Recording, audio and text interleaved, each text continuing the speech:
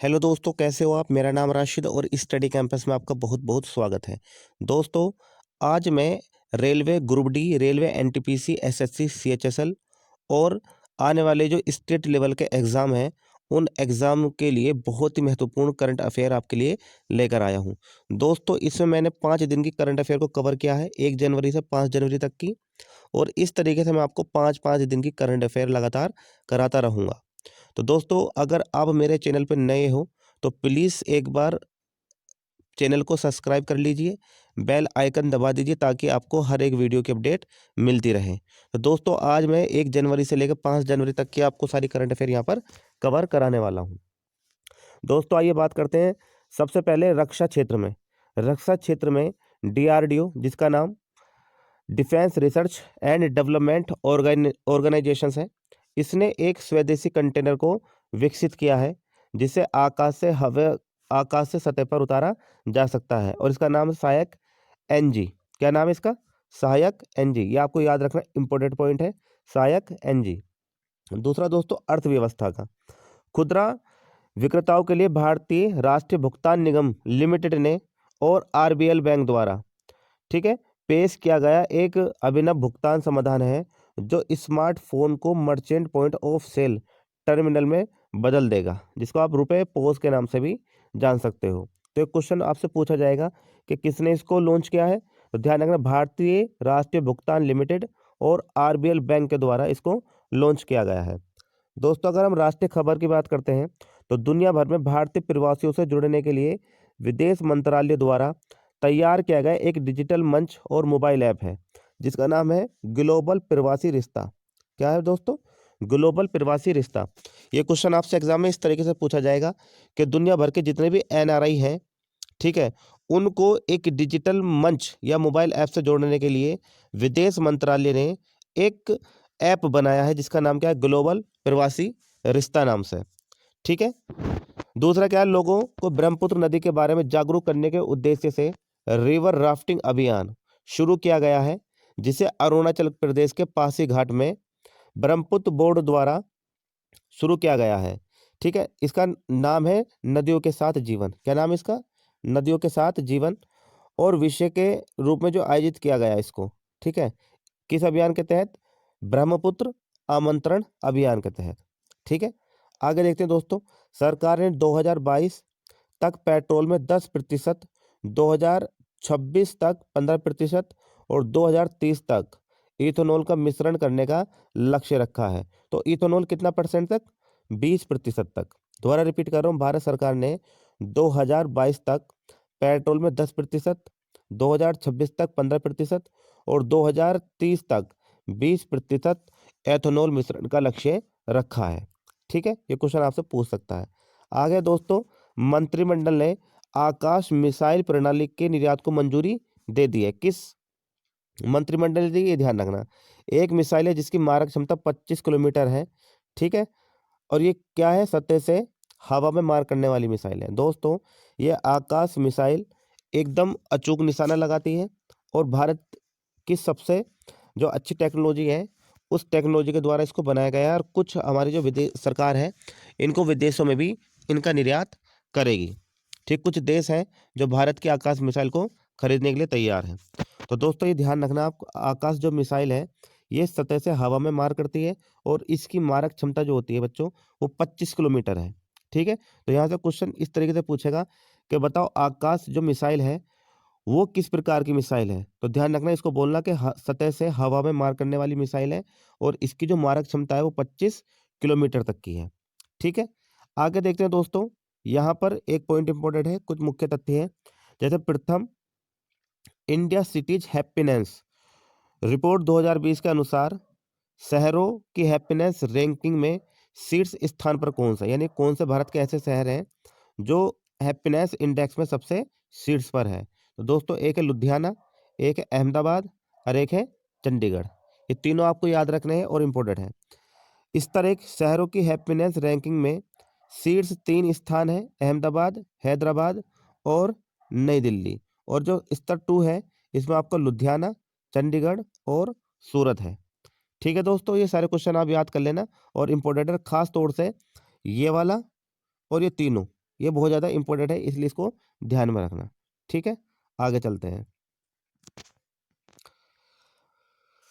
ठीक है, और 5 साल के बाद भविष्य की हैप्पीनेस रैंकिंग में 3 स्थान किनके हैं?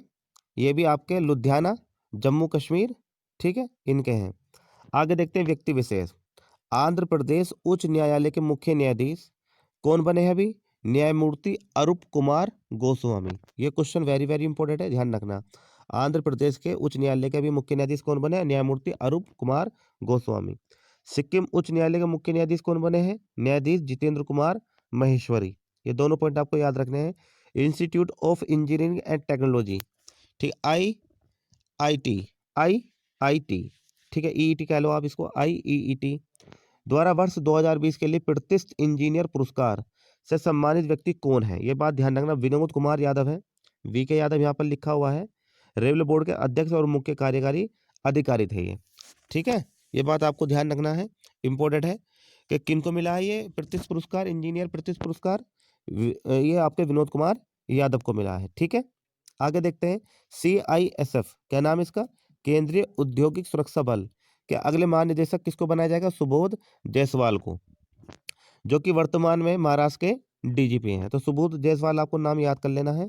ठीक है, अभी एक क्वेश्चन पूछा गया था जेल वार्डर के पेपर में कि CISF की स्थापना कब और किस डेट को हुई थी? तो आप लोग कमेंट सेक्शन में बता देना कब हुई थी, आपके लिए क्वेश्चन है। क्रीड़ा, भारतीय सॉफ्टबॉल महासंघ की अगली अध्यक्ष और पहली महिला कौन अध्यक्ष बनी है? इनका नाम है नीतल नारंग। क्या नाम है इनका? नीतल नारंग। राज्य विशेष में देखते हैं। राज्य सरकार ने कलाकारों, सामाजिक कार्यकर्ताओं, सांस्कृतिक कार्यकर्ताओं और बुद्धिजीवियों को सम्मानित करने के लिए राज्य संस्कृति पुरस्कार की घोषणा की है। अब ये क्वेश्चन आएगा यहाँ से 2-3 तरीके से। वो राज्य कौन सा? उत्तर प्रदेश। पहला क्वेश्चन तो आएगा कि उत्तर प्रदेश राज्य ने सरकारों, मतलब राज्य सरकार ने कलाकारों, सामाजिक कार्यकर्ताओं और संस्कृति के लिए किस प्रकार के जो पुरस्कार है उनकी घोषणा की है? तो ध्यान रखना, राज्य संस्कृति पुरस्कार। कभी कभी ऐसे पूछेगा कि राज्य संस्कृति पुरस्कार जो कलाकारों, सामाजिक कार्यकर्ताओं और सांस्कृतिक कार्यकर्ताओं, बुद्धिजीवियों को सम्मानित करने के लिए बनाया गया है या लॉन्च किया गया है, उसका नाम क्या है? राज्य संस्कृति पुरस्कार। ठीक है, उत्तर प्रदेश के जो मुख्यमंत्री है वो कौन है? आदित्यनाथ। कमेंट सेक्शन में बताना आप लोग सब कि उत्तर प्रदेश के राज्यपाल कौन है। ठीक है, आगे देखेंगे। इस सरकार ने सामुदायिक स्तर पर छोटी शिकायतों को दूर करने के लिए पराय समाधान, ठीक है, पड़ोस में समस्याओं का समाधान नामक एक नई योजना शुरू की है। वो कौन है? पश्चिम बंगाल। कौन है? पश्चिम बंगाल। पश्चिम बंगाल के जो वर्तमान मुख्यमंत्री है उनका नाम है ममता बनर्जी, और जो वहाँ के राज्यपाल है उनका नाम है धनखड़। ठीक है, ये याद कर लेना। ठीक है दोस्तों, आगे देखते हैं। Institute of engineering and technology, IET, औपचारिक रूप से the institution of electrical engineers की स्थापना कब हुई थी? ये बात आपको ध्यान रखना, वर्ष 1871 में। ठीक है, ये आपको याद रखना, इंपॉर्टेंट है, 1871 में। ठीक है दोस्तों, आगे हम चलते हैं अपने अगले अगले टॉपिक पे। कुछ इंपॉर्टेंट मैंने यहाँ पर अनुच्छेद लिखे हैं संविधान के, तो ये अनुच्छेद आप लोग समझ लेना कौन कौन से ये आपके अनुच्छेद है। संवैधानिक प्रावधान जो मौलिक अधिकारों की परिभाषा से संबंधित है, वेरी वेरी इंपॉर्टेंट है। मौलिक अधिकारों की परिभाषा कौन सा संबंधित है? आर्टिकल 12, ये याद कर लेना। संवैधानिक प्रावधान जो कानून से पहले समानता से संबंधित है नी, ध्यान रखना, इक्वलिटी बिफोर लॉ, कानून के समक्ष या कानून से पहले सब क्या है? बराबर है। तो इसका अनुच्छेद किस में है?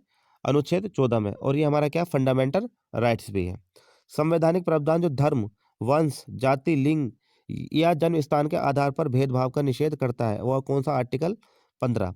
मतलब आप किसी भी व्यक्ति के साथ में जाति के नाम पर, धर्म के नाम पर, स्थान के नाम पर, लिंग के नाम पर किसी भी प्रकार का भेदभाव नहीं कर सकते। तो इसका जो प्रावधान है वो कौन सा अनुच्छेद में है? अनुच्छेद 15 में, याद कर लेना। संवैधानिक प्रावधान जो सार्वजनिक रोजगार के मामलों में अवसर की समानता या समता से संबंधित है, आर्टिकल 16। ये बात आपको ध्यान रखनी है। आर्टिकल 14 क्या बोलता है? कानून के समक्ष सब बराबर है। और अनुच्छेद 15 क्या बोलता है? कि धर्म, वंश, जाति, लिंग या स्थान के आधार पर किसी भी व्यक्ति के साथ में कोई भी भेदभाव नहीं किया जा सकता। दोस्तों एक चीज और है यहाँ पर आपको ध्यान रखनी है। आर्टिकल 15 ये भी बोलता है कि कोई भी व्यक्ति, जैसे सार्वजनिक भोजनालय होते हैं, होटल्स होते हैं, रेस्टोरेंट होते हैं, ठीक है, पार्क होते हैं, उन में उनका जाति, धर्म, स्थान, लिंग के आधार पर किसी भी प्रकार से भेदभाव करके उनके प्रवेश पर रोक नहीं लगा सकते। ये ध्यान रखना। अस्पृश्यता का अंत, जिसको आप बोलते हैं अनटचेबिलिटी, है नी, अबोलिशन ऑफ अनटचेबिलिटी, ये किस आर्टिकल में? आर्टिकल 17 में। ध्यान रखना, आप धर्म या जाति के नाम पर किसी भी व्यक्ति के साथ में, ठीक है, छुआछूत नहीं कर सकते। ठीक है। उपाधियों का अंत, ये बहुत इंपॉर्टेंट पॉइंट है। संवैधानिक प्रावधान जो उपाधियों के उन्मूलन से संबंधित है, या उपाधियों का अंत, अनुच्छेद 18। दोस्तों यहाँ पर जो प्रोफेशनल हमारे पास एजुकेशन होती है, या आर्मी में किसी प्रकार की कोई रैंक होती है, तो आप उनकी उपाधि को लगा सकते हो। जैसे मान के चले किसी ने बीटेक कर लिया, इंजीनियर बन गया, तो वो इंजीनियर लगा सकता है। किसी ने डॉक्टरी कर ली, एमबीबीएस वगैरह बन गया, तो वो एमबीबीएस की डॉक्टरी डॉक्टर लगा सकता है। किसी ने पीएचडी कर ली, वो डॉक्टर लगा सकता है। ठीक है।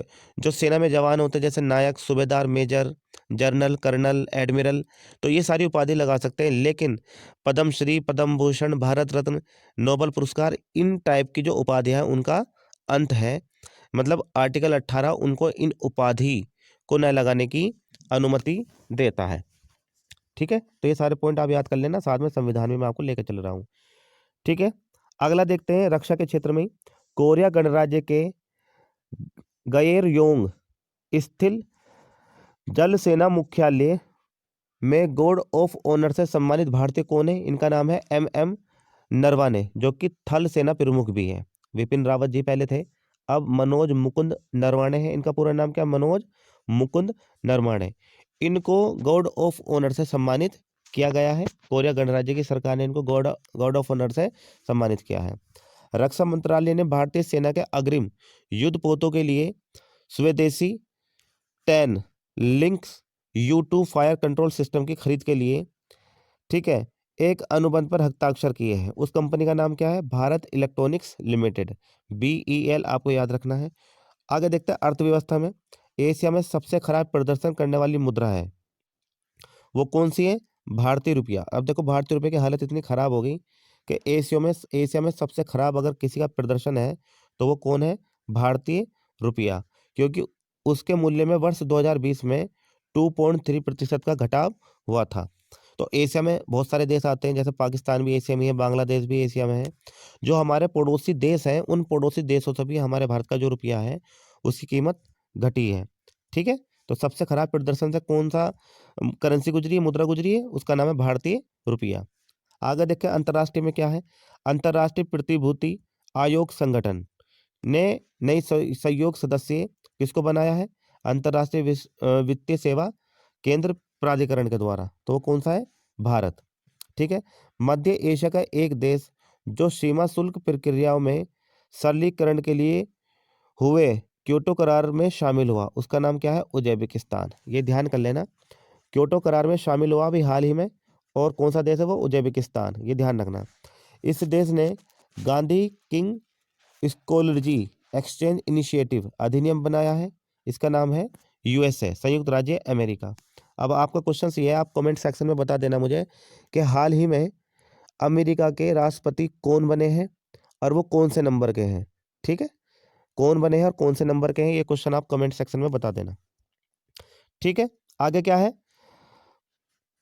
पाकिस्तान, ये आंसर है। पाकिस्तान और भारत ने एक द्विपक्षीय व्यवस्था के तहत अपने परमाणु प्रतिष्ठानों की सूची का आदान प्रदान करने का वार्षिक कार्यक्रम पूरा किया, जो उन्हें एक दूसरे की परमाणु सुविधाओं पर हमला करने से रोकता है। तो दूसरा देश कौन सा है हमारा? ध्यान रखना, ये पाकिस्तान। ठीक है। पाकिस्तान और भारत, इनके बीच में समझौता हुआ है। ठीक है बच्चों, आगे चलते हैं। व्यक्ति विशेष इंपॉर्टेंट है, यहाँ से क्वेश्चन बहुत सारे बन सकते हैं। उड़ीसा उच्च न्यायालय के मुख्य न्यायाधीश अभी कौन बने हैं? Doctor S Muralidhar. ठीक है। तेलंगाना उच्च न्यायालय के मुख्य न्यायाधीश कौन बने हैं? हेमा कोहली। ठीक है। मद्रास उच्च न्यायालय के न्यायाधीश कौन बने हैं? संजीव बनर्जी।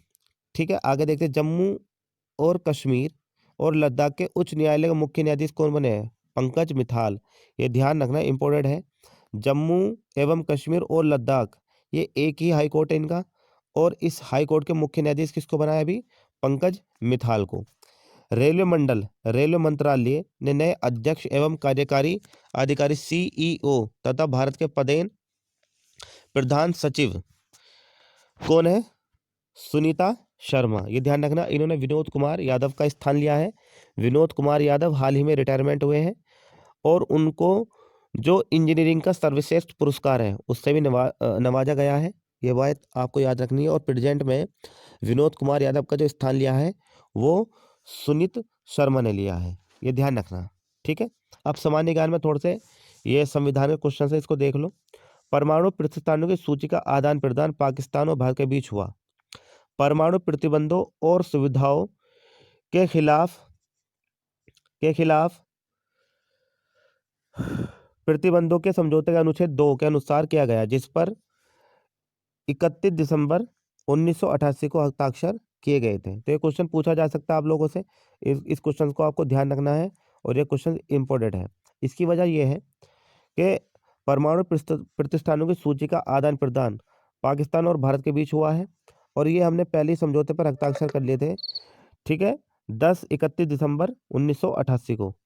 ठीक है, आगे लिखे वाक अभिव्यक्ति शांतिपूर्वक सभा करना, संघ बनाना, कोई भी व्यापार एवं जीविका चलाना आदि के स्वतंत्रता के बारे में कुछ अधिकारों के संरक्षण से संबंधित संवैधानिक प्रावधान कौन सा आर्टिकल में है, ये ध्यान रखना, आर्टिकल 19 में। आर्टिकल 19 हमें 6 प्रकार की आज़ादी देता है। पहली क्या है, वाक एवं अभिव्यक्ति की आज़ादी, शांतिपूर्वक सभा करने की आज़ादी, संघ बनाने की आज़ादी, कोई भी व्यापार करने की आज़ादी, जीविका चलाने की आज़ादी। इसके अलावा, ठीक है, इसके अलावा आपको एक चीज़ और ध्यान रखनी है इसमें, आर्टिकल 19 में निवास या संचरण करने की आज़ादी, यानी कि भारत में कहीं भी आप बिना पासपोर्ट बिना वीज़ा के आ जा सकते हो। ये आपका संचरण हो गया और आप भारत के कुछ राज्यों छोड़ के सभी राज्यों में निवास कर सकते हो अपनी खुद की ज़मीन लेके। और वैसे अगर आपको किराए वगैरह पे रहना है तो आप पूरे भारत में कहीं भी जा सकते हो और कहीं भी आपको निवास करने की आज़ादी है। ठीक है, आर्टिकल 20 क्या बोलता है, अपराधों के लिए दोष सिद्धि के संबंध में संरक्षण से संवैधानिक प्रावधान अनुच्छेद कौन सा में है, 20 में। ठीक है, और 20 में ये भी है कि अगर आपने कोई वर्तमान कानून का उल्लंघन किया है और पुलिस आपको पकड़ कर ले जाती है तो ये भी अथॉरिटी होती है पुलिस के पास कि वो 24 घंटे के अंदर अंदर मजिस्ट्रेट के सामने आपको पेश करें। ठीक है, आपके बयान हो, उसके बाद ही आप अगर निर्दोष होंगे तो आपको जमानत मिल जाएगी। अपने मनपसंद का वकील करने का अधिकार भी आर्टिकल 20 में ही है, ये चीज़ आपको ध्यान रखनी है। प्राण एवं दैहिक स्वतंत्रता का संरक्षण से संबंधित संवैधानिक प्रावधान अनुच्छेद 21 में, 21 में, ये ध्यान रखना आपको। शिक्षा का अधिकार से संबंधित संवैधानिक प्रावधान है अनुच्छेद 21 एम है। ठीक है, कुछ दशाओं में गिरफ्तारी और निषेध में संरक्षण से संबंधित संवैधानिक प्रावधान अनुच्छेद 22 में है। ये तीनों जो पॉइंट है ये सामान्य ज्ञान वाले, ये बहुत ज़्यादा इंपॉर्टेंट है, ये सारे आपको ध्यान रखने हैं। ठीक है, आगे चलते हैं। रक्षा 1 जनवरी 2021 से सशस्त्र सेना चिकित्सालय या चिकित्सा सेवा के महानिदेशक किसको नियुक्त किया गया है, इनका नाम है वाइस एडमिरल रजत दत्ता। ठीक है, 1 जनवरी को। अर्थव्यवस्था में देखते हैं, भारतीय रिजर्व बैंक ने भारत में नगद रहित लेन देन में वृद्धि को मापने के लिए डिजिटल पेमेंट इंडेक्स अंतर्राष्ट्रीय का शुभारंभ किया है। ये पॉइंट आपको याद रखना है। ठीक है, किस बैंक ने करा ये, RBI, reserve bank of India ने। भारत सरकार ने पृथ्वी विज्ञान मंत्रालय ने भारत, बांग्लादेश, भूटान, नेपाल और श्रीलंका इन दक्षिण एशियाई देशों के लिए अपनी तरह की पहली फ्लैश फ्लड मार्गदर्शक सेवा की शुरुआत की है। ये देश कौन कौन से हैं, भारत है, बांग्लादेश है, भूटान है, नेपाल और श्रीलंका। राष्ट्र में देखते हैं, इस संगठन ने ई खादी इंडिया .com नामक एक ई वाणिज्य संकेत स्थल का अनावरण किया है जो बिक्री के लिए स्थानीय स्तर पर निर्मित खादी उद्योगों उत्पादों को सूचीबद्ध करता है। वो कौन सा मंत्रालय नाम है इसका, खादी और ग्रामोद्योग आयोग, ये याद कर लेना, इंपॉर्टेंट है। केंद्रीय मंत्रिमंडल ने बाहरी अंतरिक्ष के शांतिपूर्ण उपयोगकर्ताओं के लिए बीच सहयोग के लिए भारत और भूटान के बीच में, ठीक है, एक समझौते ज्ञापन पर हस्ताक्षर किए हैं और उनको मंजूरी दी है। ठीक है, एक राज्य विशेष में देख लो, एशिया डेवलपमेंट बैंक और भारत सरकार ने हिमाचल प्रदेश में बागवानी उत्पादन का विस्तार करने के लिए $10 लाख के परियोजना तत्परता वित्त पोषण कार्यक्रम की शुरुआत की है। और किस राज्य के साथ की है, हिमाचल प्रदेश के। ठीक है, और किसने की है, ध्यान रखना, एडीबी, एशियन डेवलपमेंट बैंक। ठीक है दोस्तों, अगर आपको वीडियो पसंद आई हो तो प्लीज़ चैनल को सब्सक्राइब कर देना, कमेंट करके जो क्वेश्चन मैंने बोले उनका आंसर बता देना। ठीक है बच्चों, और अगर आपको अच्छा लगे तो आप इसको नोट कर लेना, और मैं ज़्यादा से ज़्यादा वीडियो आपके लिए अपलोड करता रहूँगा। धन्यवाद।